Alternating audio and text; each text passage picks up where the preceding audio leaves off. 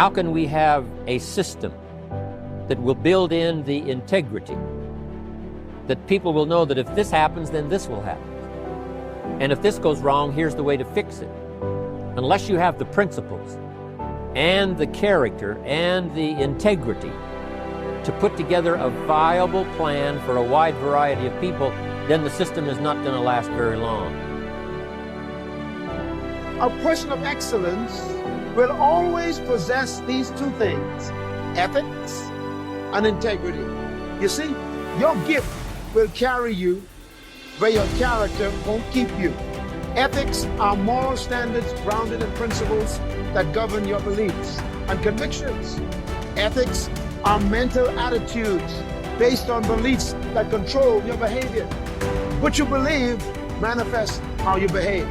Integrity is integration of your words with your behavior.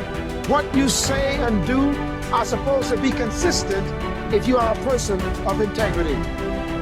Integrity basically is basic wholeness. In other words, it's consistency.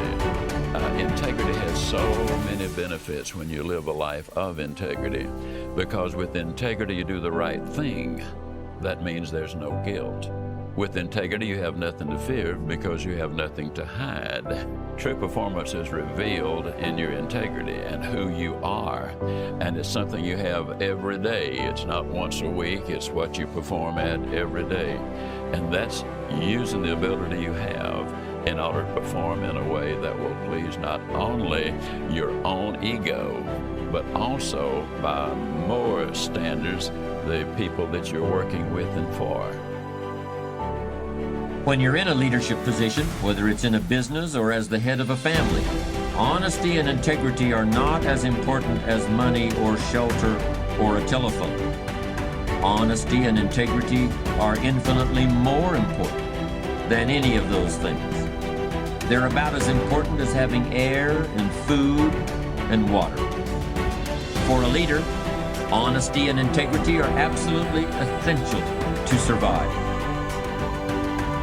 Living the way you're talking about, because people won't always believe everything you say, but they will always believe the example you have set for them. And when you do everything with integrity, then you can always come through in shining colors with those people. What are you feeling emotionally? Pride? Satisfaction? Maybe you're feeling relief that the hardest work is behind you. Maybe you're feeling the power of your new position. Perhaps you're feeling the exhilaration that comes with knowing that having achieved what you did, you can now achieve anything. You might even be feeling humble, having come face to face with weaknesses you never knew you had during the long, hard effort to reach success. After you have awakened all of your senses to the sight, smell, taste, touch, sound, and feeling of success, you start with a specific statement of what you want to achieve and when you want to achieve it. Then you gather inspirational photographs of others who have achieved what you want to achieve. You imagine and list the rewards and benefits you'll experience as a result of achieving your goal.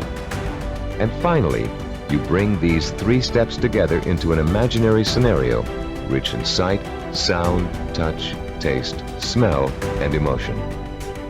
This scenario is your vision. It is the driving force behind all of your thinking and activity. The more intense and more detailed your vision is, the more emotional power it will pack. The more often you conjure up your vision, the more drive and sustaining power you'll have behind you. This drive and power will in turn enable you to develop working plans, working habits, knowledge and skills you need to achieve your goal. And it will help you to persist and persevere until it is accomplished. Now that you've imagined reaching your goal in all of its sensory detail, you're going to have the opportunity to record it on tape. Don't leave out a single sensory detail.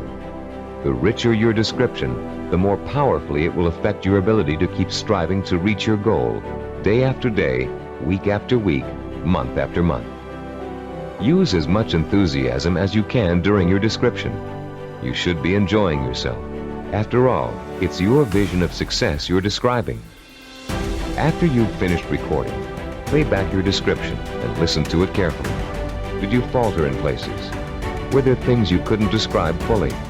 Did it sound as if you didn't quite believe what you were saying? If the first version of your story doesn't satisfy you, erase it and create another one. Do this over and over until you have a version that completely satisfies you. It should be highly detailed and utterly convincing.